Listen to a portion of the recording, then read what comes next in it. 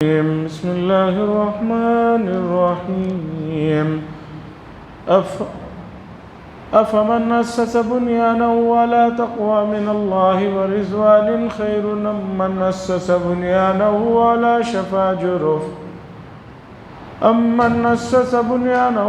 شفا جرف نهار فانهار به في نار جهنم والله لا يهدي القوم الظالمين لا يزال بنيانهم الذي بنوا ريبة في قلوبهم إلا أن تقطع قلوبهم والله عليم حكيم إن الله اشترى من المؤمنين أنفسهم وأموالهم بأن لهم الجنة يقاتلون في سبيل الله فيقتلون ويقتلون وعدا عليه حقا في التوراة والإنجيل والقرآن ومن أوفى بعهده من الله فاستبشروا ببيعكم الذي بايعتم به وذلك هو الفوز العظيم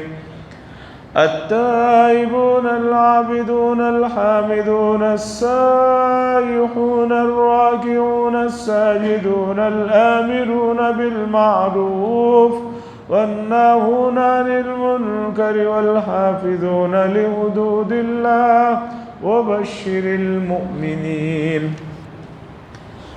حضرات یہ سورہ توبہ کی آیتیں ہیں. آخری مجلس میں یہ بات آئی تھی کہ مدینہ منورہ میں کچھ منافقوں نے ایک عمارت بنا کر اسے مسجد کا نام دے دیا تھا اور وہاں بیٹھ کر وہ سازشیں کرتے تھے. رسول اللہ صلی اللہ علیہ وسلم کو اس کے سلسلے میں وحی کے ذریعے اطلاع دی گئی.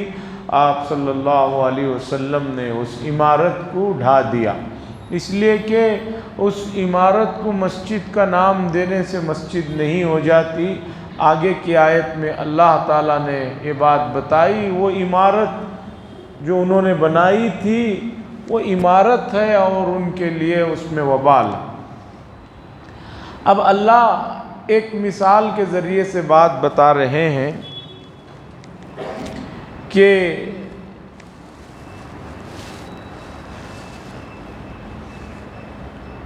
ایک شخص مسجد بناتا ہے اور اس کی بنیاد تقوی ہے، اللہ کا خوف و رضوان اور اللہ کی خوشنودی کے لیے ایک کام کرتا ہے. ایک وہ شخص ہے مومن کہ کام کر رہا ہے، اس کی بنیاد ہی تقوی ہے اور اللہ کی خوشنودی ہے.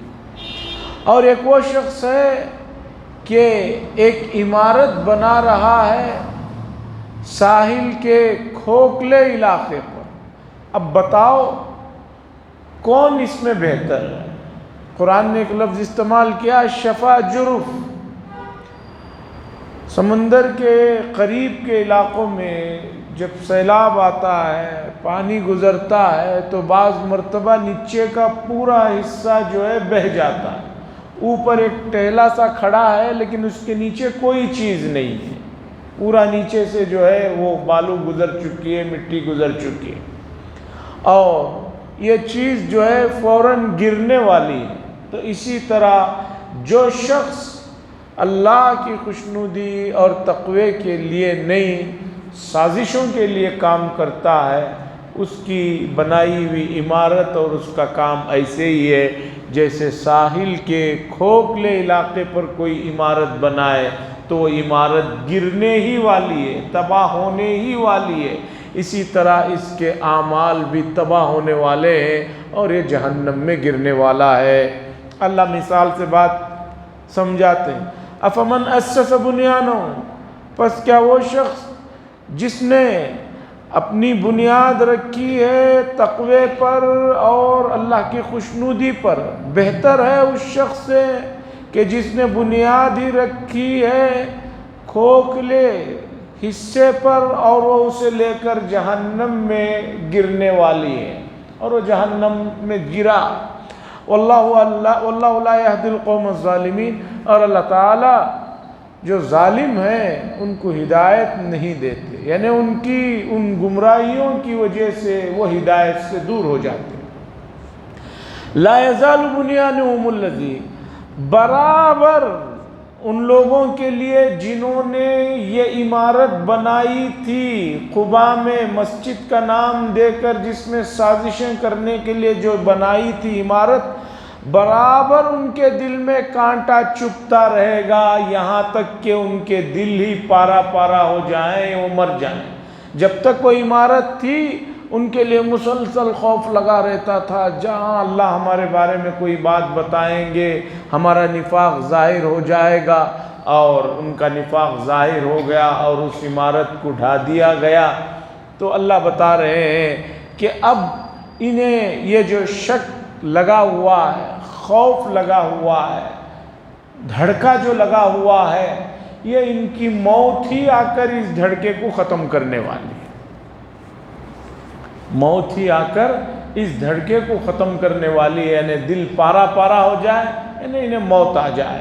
واللہ علیم حکیم، اللہ تبارک و تعالیٰ کامل علم والے ہیں اور کامل حکمت والے ہیں۔ کامل علم والے ہیں، سب معلوم ہے۔ کامل حکمت والے ہیں، کسے کب سزا دینا ہے، کسے کب پکڑنا ہے، اللہ تعالیٰ کو معلوم ہے۔ بہت سے لوگ کہتے ہیں کہ بھئی کیا ہو رہا ہے، ظالموں کو چھوٹ مل رہی ہے، ظالم دھن دھناتے ہوئے پھر رہے ہیں، کیا ہو رہا ہے اندھیر نگر میں، کیا ہو رہا ہے، کیا اللہ نہیں دیکھ رہے ہیں، کہ اللہ کو نہیں معلوم ہے؟ ہر چیز معلوم ہے، پہلے سے معلوم ہے، لیکن کسے کب پکڑنا ہے، کسے کب سزا دینا ہے، وہ لکھا ہوا ہے، اس کے حساب سے کام چلتا ہے۔ آپ کے حساب سے، ہر آدمی کے اپنی سوچ کے حساب سے دنیا کا نظام نہیں چلتا۔ معمولی ایک آدمی بھی کوئی بات ہوتی ہے، وہ کہتا ہے کہ بھئی میں جانتا ہوں، مجھے معلوم ہے کب کرنا ہے۔ استاد کو معلوم رہتا ہے کہ کلاس میں کون بچے شرارت کر رہے ہیں، کون کیا کر رہے ہیں، سب معلوم رہتا ہے۔ استاد کہتا ہے بھئی ذرا ڈھیل دینے دو، موقع آئے گا، کب پکڑنا ہے، کیسے پکڑنا ہے ہمیں معلوم ہے، کہیں بھی نکل کر ہماری اس سے جا نہیں سکتی۔ ایک انسان دوسرے انسان کے بارے میں جب یہ کہہ سکتا ہے تو اللہ تعالیٰ سے زیادہ حکیم کون ہے، اللہ تعالیٰ سے زیادہ کون حکمت رکھنے والے۔ بہت سی چیزیں آج سے 20-30 سال پہلے ہم لوگوں کو سمجھ میں نہیں آتی تھی، آج 20-30 سال بعد وہ چیزیں سمجھ میں آ رہی ہیں، تو ہم اپنا ماضی یاد کرتے ہیں تو ہنستے ہیں۔ جب ہم ماضی یاد کرتے ہیں تو ہنستے ہیں کہ ایسے بیوقوف تھے ہم 20 سال پہلے، یقین نہیں آتا۔ تو اسی طرح آج جو باتیں ہم کہہ رہے ہیں، ایک زمانہ آئے گا، ایک اور دنیا آئے گی، اس میں ہمیں پتہ چلے گا کہ ہم کتنے جلد باز انسان تھے۔ قرآن نے کہا وَكَانَ الْإِنسَانُ عَجُولًا، انسان بڑا جلد باز واقع ہوا ہے، اس پر کچھ ہو جائے تو فوراً چاہتا ہے کہ اس کا جو ہے ازالہ ہو جائے، لیکن یہ خود کسی پر ظلم کرتا رہے، یہ خود کسی پر زیادتی کرتا رہے تو وہاں امید لگائے رہتا ہے کہ بھئی مجھے اور ڈھیل ملنا چاہیے، مجھے اور ذرا فرصت ملنی چاہیے۔ تو بہرحال اللہ نے فرمایا کہ اللہ تعالیٰ علیم، بہت کامل علم رکھنے والے ہیں اور کامل حکمت والے۔ آگے کی جو آیت ہے بڑی خوب آیت ہے، اس کا مضمون سمجھیے اور اس میں جو باتیں ہیں اسے سمجھیے تو بہت سے ذہن میں اٹھنے والے اعتراضات اور دوسری چیزوں کا جو وسوسہ ہوتا ہے ختم ہو جاتا ہے۔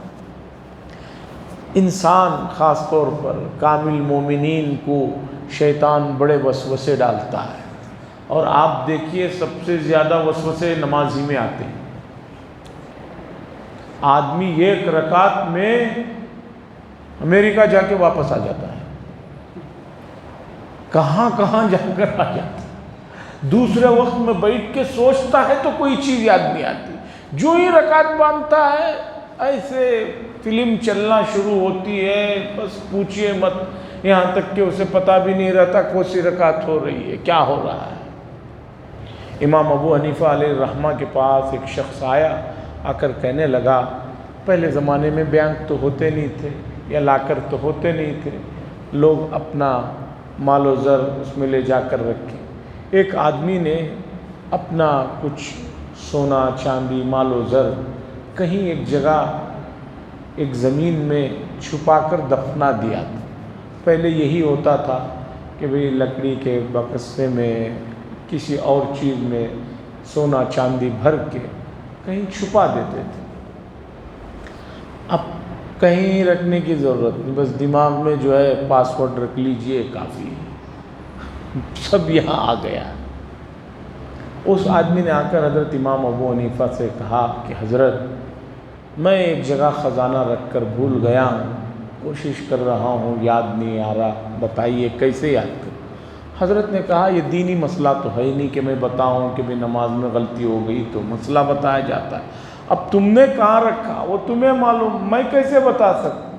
وہ کہنے لگا نہیں حضرت آپ تو بڑے حضرت ہیں، آپ کچھ تو کریے، کچھ تو سوچئے۔ آخر میں حضرت امام ابو حنیفہ علیہ الرحمہ نے فرمایا بھئی ایسا کرو، آج رات میں عشاء کے بعد نیت کر لو اور وضو کر لو اور بولو کہ جب تک مجھے وہ خزانے کا خیال نہیں آئے گا نفل پڑھتا رہوں گا۔ عشاء کے بعد طے کر لیا اس نے کہ جب تک خیال نہیں آئے گا نمازیں پڑھتا رہوں گا۔ وضو کر کے جو ہی کھڑا ہے پہلی رکعت میں یاد آ گیا کہاں رکھا تھا، فوراً نماز سلام پھیرا، گیا دیکھا تو وہاں مل گیا۔ دوسرے دن آیا حضرت امام ابو حنیفہ علیہ الرحمہ کے پاس کہ حضرت یہ بتائیے کہ آپ نے جو نسخہ بتایا یہ کیسے بتایا کہ جو ہے فوراً یاد آ گیا اور خزانہ بھی مل گیا۔ حضرت نے فرمایا کہ ابلیس بھلانے والا ابلیس ہوتا ہے، ابلیس خیالات کو ذہن سے نکال دیتا ہے۔ موسیٰ علیہ السلام اور خضر علیہ السلام کے واقعے میں قرآن میں اللہ نے حضرت خضر علیہ السلام کی بات نقل کی، وَمَا أَنسَانِيهُ إِلَّا الشَّيْطَانُ أَنْ أَذْكُرَهُ، خضر علیہ السلام کی نہیں، یوشع ابن نون کی۔ موسیٰ علیہ السلام اپنے خادم حضرت یوشع ابن نون کو لے کر نکلے تھے اور یہ کہا تھا کہ دیکھو بھائی یہ جو مچھلی ہے ہمارے پاس، بھنی ہوئی ایک مچھلی تھی ان کے پاس۔ موسیٰ علیہ السلام نے کہا کہ اللہ نے فرمایا ہے کہ اللہ کا وہ بندہ جہاں ملنا ہوگا اس کی پہچان یہ ہوگی، یہ جو مچھلی ہے یہ جہاں غائب ہوگی وہیں وہ ہمارا بندہ ملے گا۔ یہ دونوں حضرات چلتے رہے، ایک جگہ جا کر انہوں نے آرام کیا۔ موسیٰ علیہ السلام نے کہا بھی لاؤ کیا ہے کھانے کا، انہوں نے وہ مچھلی دی، اس مچھلی کو کھایا بھی گیا، بھنی ہوئی مچھلی تھی، بڑی مچھلی تھی، تھوڑی کھا کر تھوڑی رکھی گئی۔ حضرت موسیٰ علیہ السلام وہاں سو گئے، تھوڑی دیر میں سمندر کے پانی کے کچھ چھینٹے پڑے تو وہ مچھلی زندہ ہوئی اور سمندر میں چلے گئی۔ پھر حضرت یوشع ابن نون اور موسیٰ علیہ السلام وہاں سے نکلے، چلتے رہے۔ آگے جا کر موسیٰ علیہ السلام نے فرمایا کہ بھئی بھوک لگی ہے، لاؤ کچھ کھانے کے لیے۔ انہوں نے یوشع ابن نون نے کہا کہ حضرت وہ مچھلی تو وہاں چلے گئی، وہ تو راستہ بناتے ہوئے فی البحر عجبا، عجیب طریقے سے چلے گئی۔ حضرت موسیٰ علیہ السلام نے کہا یوشع ابن نون سے، قال ذلك ما كنا نبغ، ارے بھائی وہی تو جگہ تھی جو ہمیں تلاش کر رہے تھے۔ فارتدا على آثارهما قصصا، پھر وہ دونوں حضرات پچھلے قدم ہوتے ہوئے اسی جگہ پر آئے۔ فوجد عبدا من عبادنا آتیناه رحمتا من عندنا، وہاں حضرت خضر علیہ السلام کو پائے۔ تو اس واقعے میں یہاں یوشع ابن نون نے کہا وَمَا أَنْسَانِيهُ إِلَّا الشَّيْطَانُ أَنْ أَذْكُرَهُ، مجھے نہیں بھولا مگر شیطان نے جو ہے اس چیز کو بھلا دیا کہ میں یاد دلاؤں۔ تو حضرت امام ابو حنیفہ علیہ الرحمہ نے فرمایا شیطان تمہیں بھلا دیا تھا، اور جب تم نماز کو کھڑے ہو گئے تو اس نے دیکھا کہ بھئی بیڑا تو غرق ہو جائے گا، دنیا کی دولت کا تو کوئی مسئلہ نہیں، یہ اتنے نمازیں پڑھے گا تو اللہ کی طرف سے بڑی رحمتیں اس پر آ جائیں گی، اس لیے اس نے یاد دلا دیا، وہ وہاں پہنچ گئے۔ تو بہرحال یہ آیت کریمہ بڑی اہم آیت ہے۔ شیطانی وساوس اور خیالات ہوتے رہتے ہیں، جو لوگ دین سے دور ہیں ان کا کوئی مسئلہ نہیں، ان کو شیطان کبھی جا کے پریشان نہیں کرتا، انہیں وہ خود ان کا کام کر رہے ہیں، ان کو کبھی کوئی وسوسہ نہیں ہوتا۔ دین میں لگے ہوئے لوگ، نماز پڑھے ہوئے لوگ، روزے رکھنے والے لوگ، ان کو بہت سے وسوسے ہوتے ہیں، بہت سے خیالات برے برے آتے رہتے ہیں۔ ایسا لگتا ہے کہ بھئی اتنا کیا، کچھ نہیں ہوا، آدمی فوراً جو ہے مایوس ہو کر مسجدوں سے دور ہو جاتا ہے۔ میں خود اپنے اس علاقے میں، خاص طور پر ہماری مسجد مناج میں دیکھتا ہوں، کتنے نوجوان ایسے پہلی صف میں اذان سے وقت میں آ کر بیٹھا کرتے تھے، اب اچانک غائب ہے۔ بلکہ اب عالم یہ ہے، نمازوں میں تو چھوڑیے، جمعہ کو بھی آنے تیار نہیں۔ کیوں؟ وہ اس لیے کہ انہوں نے قرآن و حدیث کو اور صحیح علم کو نہیں حاصل کیا۔ اب انہوں نے یہ سمجھا کہ میں یہاں نماز پڑھوں، یہاں نماز پڑھ کے جو مانگ کے نکلوں، وہاں گیٹ پر حضرت جبریل فرشتوں کے ساتھ کھڑے رہیں، لو بھی جو ابھی تم نے اندر مانگا تھا وہ ہم دینے کے لیے۔ نہیں مل رہی یہ چیز، غائب ہو جاتے ہیں۔ نماز کا یا مانگنے سے وہ چیز نہ ملے تو اس کا یہ کیا مطلب ہے کہ اللہ کی ذات آپ کی طرف متوجہ نہیں ہے؟ کیا آپ حضرت ایوب علیہ السلام سے بھی بڑے مقام کے ہیں کہ بیماری میں 7 سال تک رہے؟ کیا آپ حضرت یونس علیہ السلام سے بھی بڑے مقام کے ہیں کہ مچھلی کے پیٹ میں پہنچا دیے گئے؟ کیا آپ حضرت یوسف علیہ السلام سے بڑے رتبے کے ہیں جن کے والد نبی، ان کے دادا نبی، ان کے پردادا نبی ہیں؟ حضور صلی اللہ علیہ وسلم نے فرمایا خاندان دیکھنا ہو تو دیکھو حضرت یوسف علیہ السلام کا۔ یوسف علیہ السلام نبی ہیں، ان کے والد یعقوب علیہ السلام نبی ہیں، ان کے والد اسحاق علیہ السلام نبی ہیں، ان کے والد ابراہیم علیہ السلام نبی ہیں، والد، دادا، پردادا، 4 پشتوں میں نبوت چل رہی ہے۔ ویسے یوسف علیہ السلام جیل میں قید خانے میں بند ہیں، کتنے دعائیں نہیں کی ہوں گی۔ اب آخر میں آپ کو بتاتا ہوں، رسول اللہ صلی اللہ علیہ وسلم نے مکہ المکرمہ میں کئی لوگوں کے نام لے کر بددعائیں کی تھی جب انہوں نے بہت ہی حد کر دی۔ آپ کو معلوم ہونا چاہیے کہ وہ دعا قبول ہونے کا اثر بدر کی لڑائی میں ظاہر ہوا۔ مدینہ منورہ حضور صلی اللہ علیہ وسلم پہنچے، پھر وہاں سے بدر کی لڑائی ہوئی، تو جن کو بددعائیں کیے تھے وہ بدر کے جو ہے علاقے میں جو ہے ان کو مارا گیا تھا اور ان کے جو ہے قتل ہو کر پڑے ہوئے تھے۔ حاضرین کرام، دعا کا یہ مطلب نہیں ہے کہ آپ نے ادھر مانگا ادھر وہاں فرشتے جو ہے کھڑے ہوئے ملے، ایسا نہیں۔ اب سنیے بات کیا ہے۔ اللہ فرماتے ان اللہ اشترا، بے شک اللہ تبارک و تعالیٰ نے خرید لیا مومنین سے ان کے جانوں کو اور ان کے مالوں کو۔ سب سے پہلی بات تو یہ جان اور یہ مال ہمارا ہے ہی نہیں،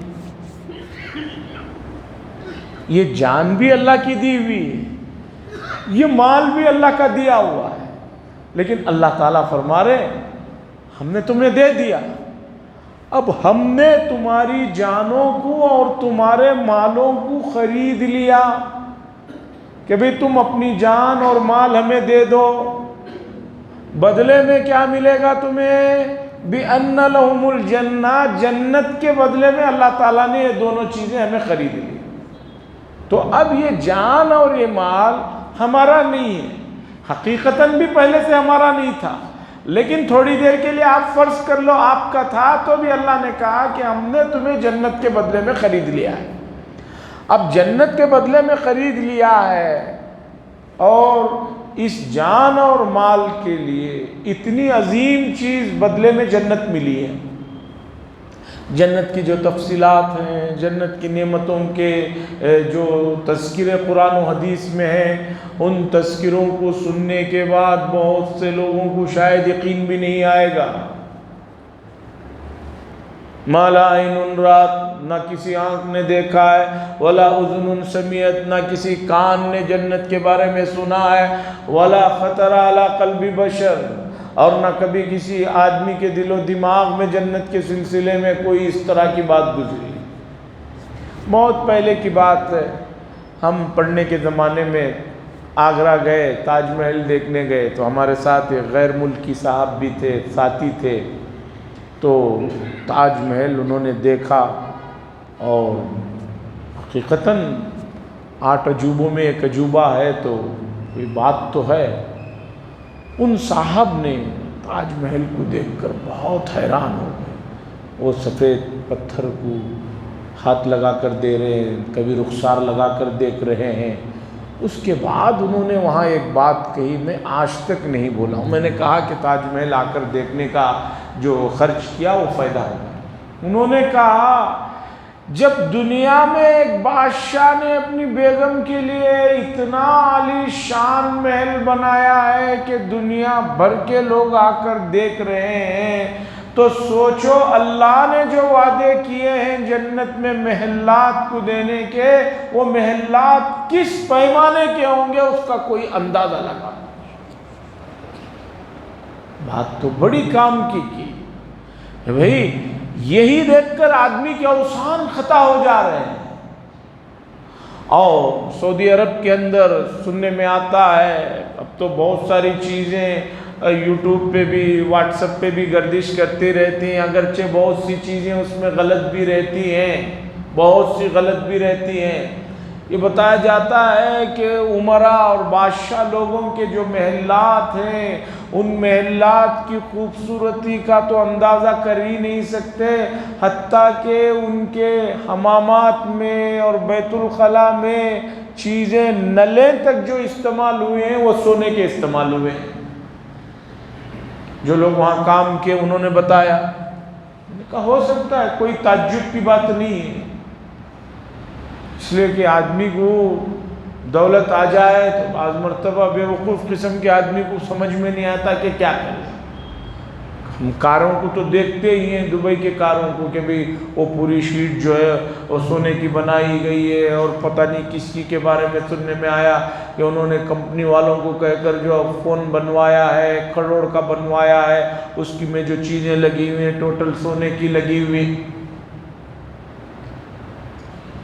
تو بتانا یہ ہے کہ جنت جیسی عظیم چیز اللہ نے انسانوں کے جانوں اور مالوں کے بدلے میں دی ہے۔ تو اب یہ جو مال اور جان ہماری یہاں پر ہے، یہ اللہ کے جو ہے ماتحت میں اللہ کی ہے۔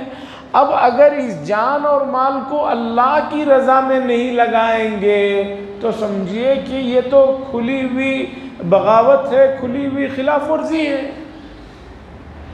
ہم نے ایک گاڑی خریدی، خریدنے کے بعد کسی آدمی کے پاس رکھنے دیا اور کہا کہ بھئی اسے دیکھو، رکھو، اور چاہے تو استعمال کر سکتے ہو، لیکن استعمال کرنے کا طریقہ یہ ہے، اسے ایسے چلانا ہے، ایسے رکانا، یہ کر۔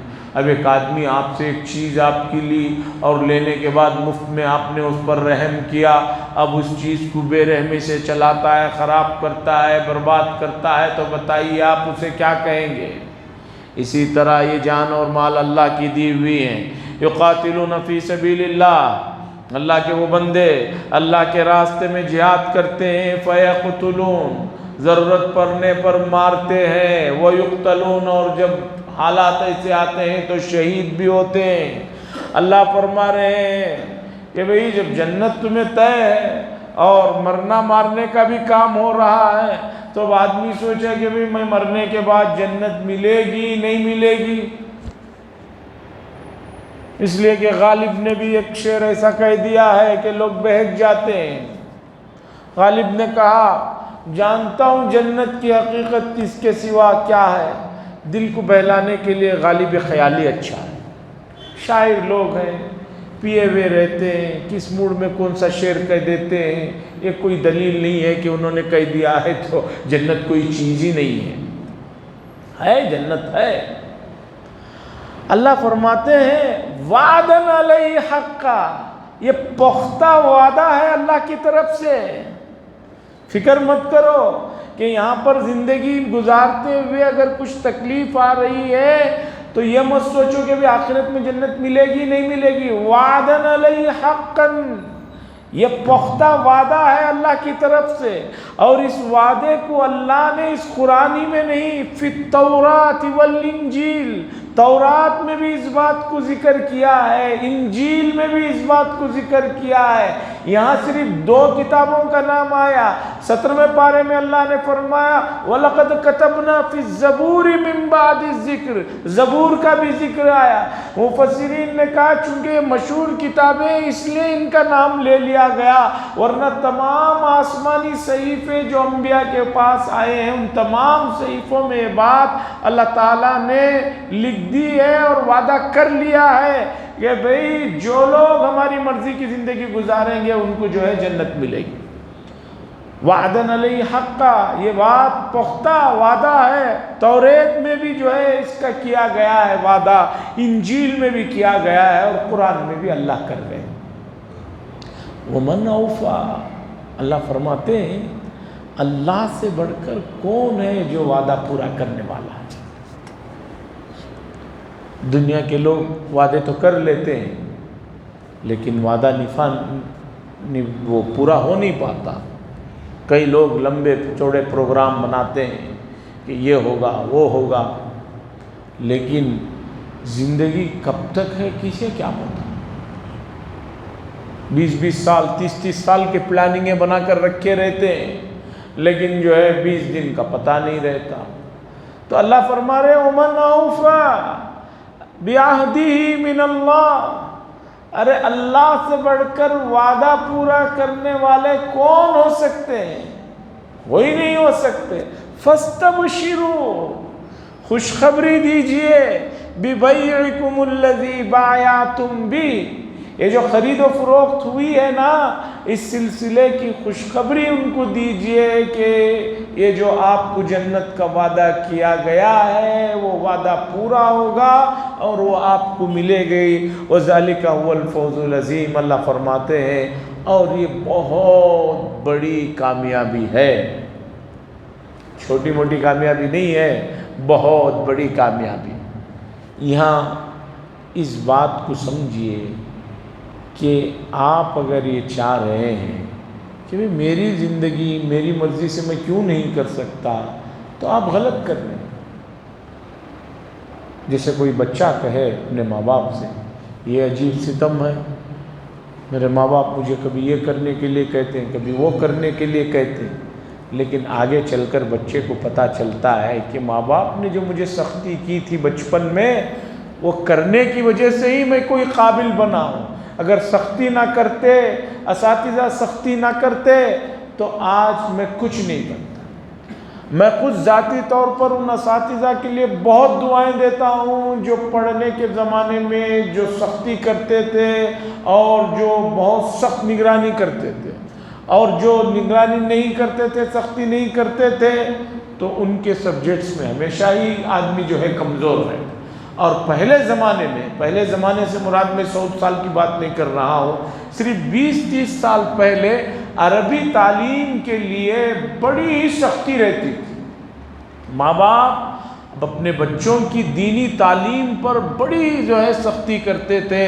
आज दीनी तालीम पर कोई सख्ती ना होने की वजह से, मैं ये बात 100 बार कह चुका हूँ और तजुर्बे से ये बात साबित हो चुकी है, जिस बच्चे का कुरान 9th स्टैंडर्ड से पहले नहीं ख़त्म हुआ, अब आगे उसके कुरान के कंप्लीट होने की उम्मीद बहुत कम रह जाती है। इसलिए कि SSLC में जाते ही ऐसा शुरू होती है तालीम की भागम दौड़ी, और इतना उसे उस पर जो है डाला जाता है, अब वो SSLC में वो ही पास कर ले तो बड़ी बात। अब फिर SSLC में अच्छे नंबर ला लिया बच्चा या बच्ची ने, तो अब फर्स्ट PU और सेकेंड PU में और टफ कोर्स उसने ले लिया, तो अब उसका कहाँ कुरान होगा बताइए।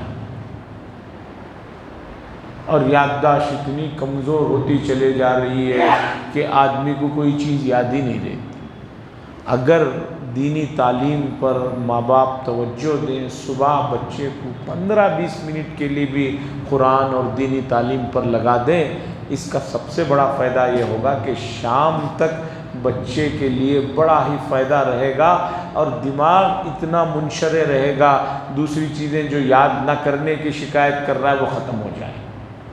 लेकिन नहीं, दीनी तालीम पर तवज्जो। तो इसलिए اللہ تعالیٰ نے یہ چیزیں ذکر فرمائی کہ بھئی یہ ہم نے لے لیا ہے، اب تمہیں جنت ہم نے دے دیا ہے، اس لیے اب ہماری اس جان اور مال میں اپنی پسند کی زندگی مت کرو۔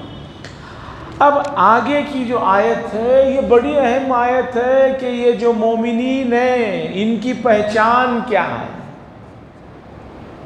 ان کے امتیازات کیا ہیں، ان کی علامات کیا ہیں۔ اس آیت میں اللہ تعالیٰ نے بتایا۔ یہ آیت اسی طریقے پر قد افلح المؤمنون، وہاں 10 آیتیں ہیں، اور اس کے بعد 22ویں پارے میں ایک بڑی آیت ہے ان المسلمین والمسلمات۔ مفسرین کہتے ہیں کہ ان 3 آیتوں میں 30 صفات کو اللہ نے ذکر فرمایا ہے، اور ان 30 صفات کو ہر مومن اپنانا چاہیے، تبھی جا کر وہ کامل اور مکمل ہوگا۔ چھوڑ پکڑ کا قصہ نہیں چلے گا۔ سنیے مومنین کی کیا صفات ہیں۔ التائبون، پہلی صفت یہ ہے کہ وہ توبہ کرنے والے ہیں۔ توبہ کے معنی ہے اللہ کی طرف رجوع کرنا، اور توبہ کی تعریف یہ ہے کہ آدمی سب سے پہلے جس گناہ میں ملوث ہے اس گناہ سے الگ ہو جائے۔ ایک آدمی شراب بھی پی رہا ہے، وہیں بیٹھ کر کسی نے اسے نصیحت کر دی تو وہی توبہ بھی کر رہا ہے، سامنے گلاس بھی رکھا ہوا ہے۔ یہ توبہ نہیں ہے، اس گناہ سے الگ ہو جائے۔ نمبر 2، پھر اس گناہ کو نہ کرنے کا ارادہ کرے۔ یہ اور بات ہے کہ پھر وہ گناہ ہو گیا، لیکن اس وقت تو ارادہ کرے۔ اور تیسری بات، نادم ہو، شرمندہ ہو، گزرے ہوئے گناہ پر شرمندہ ہو، افسوس ہو۔ اور چوتھی بات، اگر حقوق و لباس سے جڑی ہوئی ہے، کسی کو گالی دے دیا ہے، کسی کا مال کھا لیا ہے، تو وہ چیز اسے پہنچائے۔ توبہ میں عموماً 3 چیزیں تو لوگ ذکر کرتے ہیں، چوتھی چیز ذکر نہیں کرتے۔ ایک آدمی کسی کے پیسے کھا لیا ہے، اب بیٹھ کر دن رات مسجد میں توبہ کرتا رہے تو شریعت کہے گی کہ پہلے ان کا جا کر دو، اس کے بعد توبہ قبول ہوگی۔ ان کا تو دیا ہی نہیں، یہاں تم اللہ اللہ کرتے رہو گے تو اس کے معاف کیے بغیر کام نہیں۔ التائبون، توبہ کی بے شمار فضیلتیں ہیں، کسی موقع پر ذکر کی جائیں گی۔ التائبون، توبہ کرنے والے۔ العابدون، عبادت گزار، عبادت کرنے والے۔ عبادت کے لفظ میں صرف نماز نہیں ہے، عبادت کے لفظ میں روزہ بھی ہے، عبادت اور بندگی کے لفظ میں حج بھی ہے، زکوٰۃ بھی ہے۔ جو بھی نیکیوں کی چیزیں ہیں وہ تمام چیز عبادت کے مفہوم میں۔ عبادت عربی لفظ ہے اور عبد سے لفظ بنا ہے غلامی، اللہ کی غلامی۔ الحامدون، مومنین کی صفات میں نمبر 3 پر ہے جو اللہ کی بے شمار تعریف کرتے رہتے ہیں، حمد کرتے رہتے ہیں۔ اور اللہ کی حمد اور تعریف رسول اللہ صلی اللہ علیہ وسلم نے فرمائی۔ کیا دعائیں ہیں، اور دعا سے پہلے حضور صلی اللہ علیہ وسلم جو اللہ کی حمد کیا کرتے تھے۔ اللہم انت نور السماوات والارض ومن فیہن، اللہم لک الحمد کلو وَلَكَ الشُّكْرُ كُلُّ وَلَكَ الْخَلْقُ كُلُّ وَلَكَ الْمَجْدُ كُلُّ وَلَكَ الثَّنَاءُ كُلُّ وَلَكَ الْكِبْرِيَاءُ كُلُّ وَإِلَيْكَ يَرْجِعُ الْأَمْرُ كُلُّ فَأَهْلٌ أَنْتَ أَنْ تُعْبَدْ وَأَهْلٌ أَنْتَ أَنْ تُحْمَدْ۔ بڑی تعریف کرتے تھے نبی اکرم صلی اللہ علیہ وسلم، اور اس کے باوجود یہ کہتے تھے اللہم لا احصی ثناء علیک انت کما اثنیت علی نفسی۔ اللہ، جیسے آپ کی تعریف ہے، جیسے آپ کا مقام ہے، جیسے آپ کی شان ہے، اس طرح کی تعریف تو مجھ سے ادا ہی نہیں ہو سکتی۔ اللہم لک الحمد کما ينبغی لجلال وجہک وعظیم سلطانک۔ اللہ، آپ ہی کے لیے تمام حمد، جیسے کہ آپ کا مقام ہے، آپ کی عظمت۔ حدیث میں دعاؤں کے بڑے الفاظ آئے ہیں، الحزب الاعظم جو دعاؤں کی کتاب رہتی ہے، کبھی اسے پڑھیے، اس میں دیکھیے کہ رسول اللہ صلی اللہ علیہ وسلم نے کیسے الفاظ سے اللہ کی دعا، اللہ کی حمد بیان کی ہے، تعریف بیان کی، اور اللہ کے علاوہ کسی کی تعریف کوئی معنی نہیں ہے، اس لیے کہ تمام خوبیاں اللہ ہی پر ہیں۔ باقی جتنی بھی چیزیں ہیں یا جتنے بھی لوگ ہیں، وہ خوبیاں ان میں اصلی نہیں ہیں، وہ اللہ نے دی ہے۔ الحمدللہ رب العالمین۔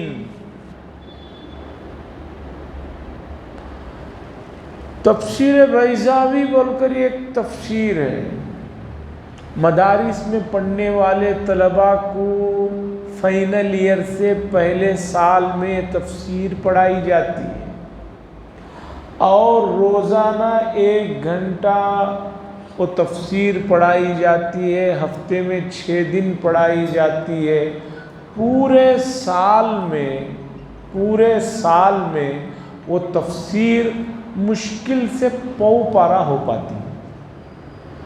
صرف الحمدللہ میں جو الف لام ہے، اس الف لام میں کتنے معنی ہیں اور کتنا استغراق پایا جاتا ہے، علمی جو بحث ہوتی ہے 8-10 دن ہوتی ہے۔ نارمل آدمی بیٹھے گا، اٹھ کر بھگ جائے گا، یہ کیا ہو رہا میری تو کچھ سمجھ میں نہیں۔ تو الحمدللہ رب العالمین۔ الحامدون حمد سے بنا ہے، اسی سے لفظ بنا ہے محمد، اسی سے لفظ بنا ہے احمد۔ الحامدون، مومنین کی صفات یہ ہے کہ وہ اللہ کی بے شمار تعریفیں کرتے رہتے ہیں، خوشی میں بھی، غم میں بھی، تندرستی میں بھی، بیماری میں بھی، ہر حال میں کرتے رہتے ہیں۔ اور اللہ کی تعریف کرتے ہوئے کبھی مت تھکیے گا، اس لیے کہ جتنی آپ اللہ کی تعریف کریں گے، اللہ کی شان میں تو کچھ اضافہ ہونے والا نہیں ہے، لیکن آپ کے نام اعمال اور آپ کی زندگی میں اتنا اضافہ ہونے والا ہے کہ آپ اس کا اندازہ نہیں لگا سکتے۔ نوافل پڑھتے حضور صلی اللہ علیہ وسلم رکوع میں، رکوع سے اٹھ کر جو دعائیں پڑھتے تھے، رکوع سے اٹھ کر پڑھنے والی دعا میں حمدن کثیرا طیبا ملء السماوات وملء الارض وملء ما شئت من شيء بعد اهل الثناء والمجد احق ما قاله العبد اللهم لا مانع لما اعطيت ولا معطي لما منعت ولا راد لما قضيت ولا ينفع ذا الجد منك۔ رکوع سے اٹھ کر یہ جو نوافل اور گھر میں پڑھنے والی نمازیں ہیں، یہ سب دعائیں یاد کیجئے اور ان کو پڑھیے، پھر نماز کی لذت اور نماز کا مزہ دیکھیے۔ بہرحال الحامدون، اللہ کی تعریف کرنے والے، اور سب سے آسان اللہ کی تعریف کے لیے جو تسبیحات فاطمہ ہے، سب سے آسان ہے۔ سبحان اللہ، الحمدللہ، اللہ اکبر۔ رات میں کچھ نہیں تو کم از کم 33 مرتبہ اتنا تو پڑھ لیں۔ ہم یہ نہیں کہہ رہے کہ بھی رات میں سوتے وقت میں آپ وہ بڑے بڑے دعائیں جو حضور نے کی ہیں وہ کریں، نہیں، کم از کم یہ تسبیحات بھی اللہ کی تعریف ہی ہیں۔ چلتے پھرتے بغیر وضو کے بھی پڑھ سکتے ہیں۔ اللہ کی تعریف کرنے کے لیے آپ کو وضو کر کے آ کر مصلی پہ بیٹھنا ضروری نہیں ہے، آپ کو جو ہے چلتے پھرتے کر سکتے ہیں۔ اس کے بعد چوتھی صفت ہے السائحون۔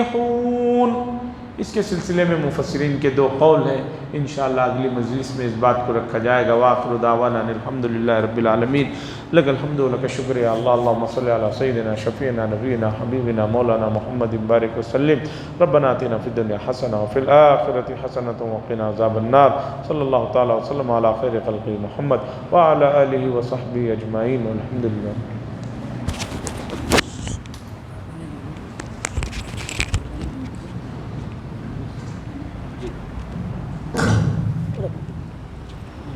نکل